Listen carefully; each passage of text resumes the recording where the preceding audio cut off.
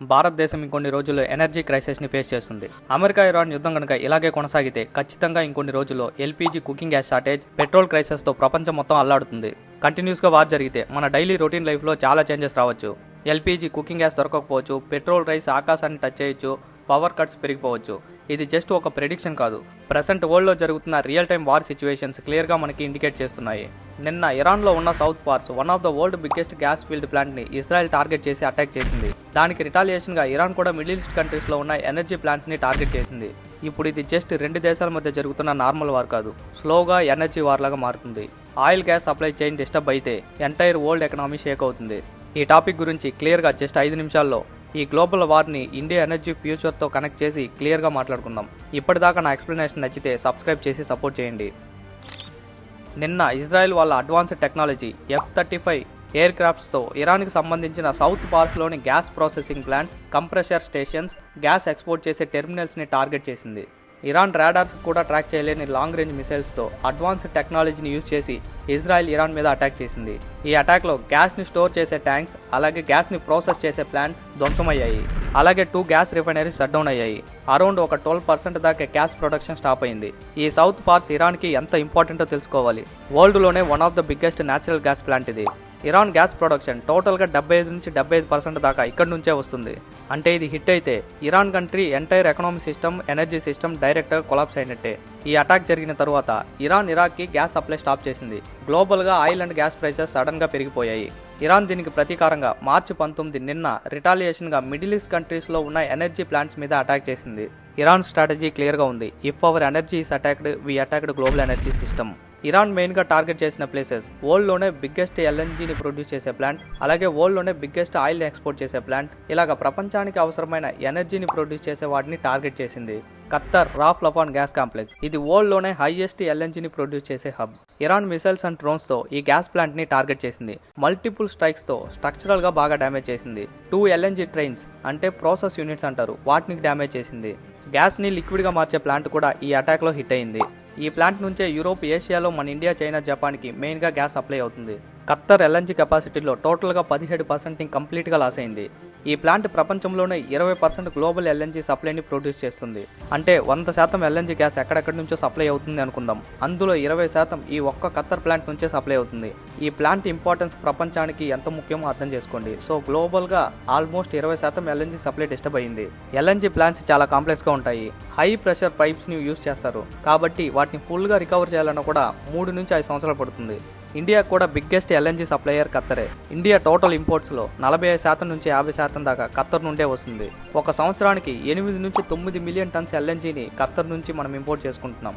ఈ energy crisis attack తరువాత యూరోప్లో గ్యాస్ ప్రైసెస్ 30 నుంచి 30% పెరిగిపోయాయి. మన ఏషియాలో ఎల్ఎన్జీ ప్రైసెస్ డబుల్ అయ్యాయి. సౌదీ అరేబియా రాస్ తనూరా రిఫైనరీ ప్రపంచంలోనే largest oil processing export hub ఇది. ఈ ప్లాంట్ కెపాసిటీ 5,50,000 బ్యారెల్స్ని ఒక్క రోజులోనే రిఫైన్ చేసి మ్యాసివ్ లెవెల్లో ఎక్స్పోర్ట్ చేస్తుంది.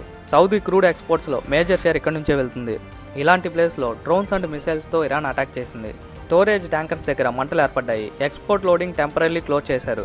ఇండియా క్రూడ్ ఆయిల్ని 80% ఫారిన్ కంట్రీస్ నుంచి ఇంపోర్ట్ చేసుకుంటాయి. అందులోని ఈ ఒక్క సౌదీ అరేబియా ప్లాంట్ నుంచి 17 నుంచి 18% దాకా క్రూడ్ ఆయిల్ని ఇంపోర్ట్ చేసుకుంటుంది. జుబైల్ ఇండస్ట్రీ సిటీ, ఇది కూడా ప్రపంచంలోనే బిగ్గెస్ట్ పెట్రోకెమికల్ ప్రొడక్షన్ జోన్. దీని మీద ఇరాన్ అటాక్ చేసింది. అలాగే రెడ్ సీ సైడ్లో ఉన్న ఎబూ రిఫైనరీని టార్గెట్ చేసి అటాక్ చేసింది. కువైట్ అండ్ యూఏఈలో ఉన్న ఫెసిలిటీస్, ఆయిల్ స్టోరేజెస్ను కూడా టార్గెట్ చేసింది. కొన్ని ఇరాన్ మిసైల్స్ని రాడార్స్ కనిపెట్టి గాల్లోనే పేల్చినా సరే ఆ పేలిపోయిన చిన్న చిన్న ముక్కలు కింద పడి మంటలు ఏర్పడి డ్యామేజ్ అయింది. ఇలా ప్రపంచానికి సప్లై చేసే ఎనర్జీ మీద దాడులు జరిగితే అది చాలా పెద్ద ప్రమాదంగా మారుతుంది. Why this is very serious. మన హిస్టరీలోనే first time multiple countries energy infrastructure ఒకేసారిగా టార్గెట్ అయ్యాయి.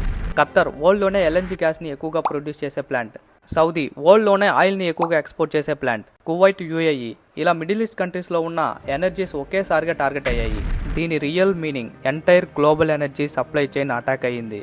ఇది సింపుల్ రిటాలియేషన్ కాదు. ఇరాన్ క్లియర్గా మెసేజ్ ఇచ్చింది, మా ఎనర్జీని కనుక టచ్ చేస్తే వరల్డ్ మొత్తాన్ని ఇంపాక్ట్ చేస్తామని. ఈ వార్ ఇలాగే కంటిన్యూ అయితే మన భారతదేశం మాత్రమే కాదు, ప్రపంచంలో ఉన్న అన్ని దేశాలు ఇప్పటిదాకా చూడని బిగ్గెస్ట్ ఎనర్జీ క్రైసిస్ని చూడబోతుంది. పెట్రోల్ ప్రైసెస్ బాగా పెరిగిపోతాయి.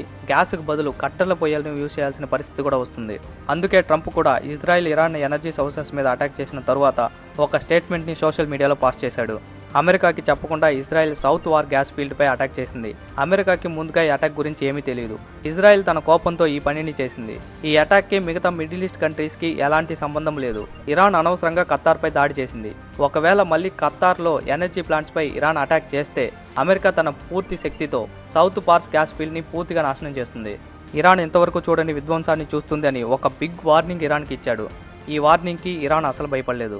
ఆల్రెడీ మనం మాట్లాడుకున్నట్టు వరల్డ్ బిగ్గెస్ట్ ఎల్ఎన్జీ ప్లాంట్ మీద, అలాగే ప్రపంచంలోనే ఎక్కువగా ఆయిల్ ఎక్స్పోర్ట్ చేసే ప్లాంట్ మీద అటాక్ చేసింది. ఇప్పటిదాకా సైలెంట్గా ఉన్న మిడిల్ ఈస్ట్ కంట్రీస్ కూడా ఇరాన్ అటాక్స్కి రెస్పాన్స్ అవుతూ వార్నింగ్ ఇచ్చింది. సౌదీ అరేబియా ఫైనాన్షియల్ మినిస్టర్ మాట్లాడుతూ ఇరాన్ రెడ్ లైన్ని క్రాస్ చేసింది.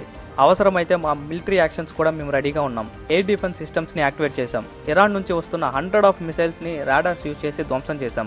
మా దేశాన్ని కాపాడుకోవడానికి అవసరమైతే యుద్ధం కూడా చేస్తామని ఇరాన్కి వార్నింగ్ ఇచ్చింది. యూఏఈ కూడా ఇరాన్కి వార్నింగ్ ఇచ్చింది.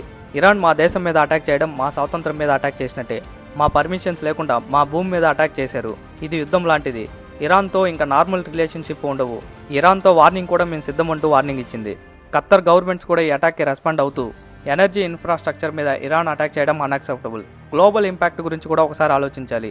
ఈ అటాక్ తర్వాత ఇరాన్ మీద మేము స్ట్రాంగ్గా రెస్పాండ్ అవుతామని వార్నింగ్ ఇచ్చింది. ఇప్పటిదాకా మిడిల్ ఈస్ట్ కంట్రీస్ డైరెక్ట్గా వార్లో ఇన్వాల్వ్ అవ్వలేదు. ఇరాన్ అటాక్స్ తర్వాత మిడిల్ ఈస్ట్ కంట్రీస్ కూడా వార్లో ఎంటర్ అయినట్టే. వాళ్ళ మెసేజెస్ను కూడా స్ట్రాంగ్గా వార్నింగ్ లాగా ఇరాన్కి పాస్ చేశారు. అమెరికా ఎలా రెస్పాండ్ అవుతుందో 1-2 రోజుల్లో తెలిసిపోతుంది. Middle east countries energy storages మీద అటాక్ చేస్తే మిమ్మల్ని దేశంలాగా కోలుకొనివ్వమని ఆల్రెడీ ట్రంప్ వార్నింగ్ ఇచ్చాడు. ఈ వీక్లోనే ఇరాన్ మీద బిగ్ అటాక్ జరగబోతుంది. ఆ అటాక్ తర్వాత ఇరాన్ లొంగిపోతుందని రిపోర్ట్స్ వస్తున్నాయి. ఏది ఏమైనా సరే యుద్ధం ముగిసిన తర్వాత ఆస్తి నష్టం, ప్రాణ నష్టం గురించే మాట్లాడుకుంటాం. ఇప్పటిదాకా ఇరాన్లో మాత్రమే 3000 మందికి పైగా చనిపోయారు. ఇందులో చాలా మంది చిన్నపిల్లలు కూడా ఉన్నారు. స్కూల్స్, సిటీస్, ఎనర్జీ ప్లాంట్స్ ఇలాగ ఇరాన్లో చాలా ప్లేసెస్ ధ్వంసమయ్యాయి. ఇజ్రాయెల్ కంట్రీలో 20 నుంచి 30 మంది దాకా చనిపోయారు. 3000 మందికి పైగా గాయపడ్డారు. అమెరికా సైన్యంలో 15 మంది సోల్జర్స్ చనిపోయారు. 200 మంది దాకా గాయపడ్డారు. లెబనాన్లో 1000 మంది దాకా ఇజ్రాయెల్ స్ట్రైక్స్ వల్ల చనిపోయారు.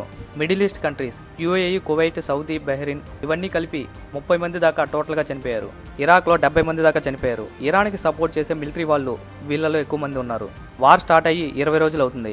ఎప్పుడు ఏం జరుగుతుందో చెప్పలేని సిచ్యువేషన్ అక్కడ ఉంది. ఇరాన్ లొంగిపోతుందా, ఫైట్ బ్యాక్ చేస్తుందా? ఇజ్రాయెల్ ఇరాన్లో ప్రజాపాలన వచ్చేంత వరకు అటాక్స్ ఆపమని చెప్తుంది. ఇప్పుడు మిడిల్ ఈస్ట్ కంట్రీస్ కూడా అమెరికా, ఇజ్రాయెల్తో యాడ్ అయ్యాయి. క్వశ్చన్ ఏంటి అంటే ఇరాన్ లొంగిపోయి గివ్ అప్ చేస్తుందా లేదా లాస్ట్ వరకు ఫైట్ బ్యాక్ చేస్తుందా? మీ అభిప్రాయాన్ని కమెంట్ సెక్షన్లో షేర్ చేయండి. నా ఎక్స్ప్లెనేషన్ నచ్చితే సబ్స్క్రైబ్ చేసి సపోర్ట్ చేయండి.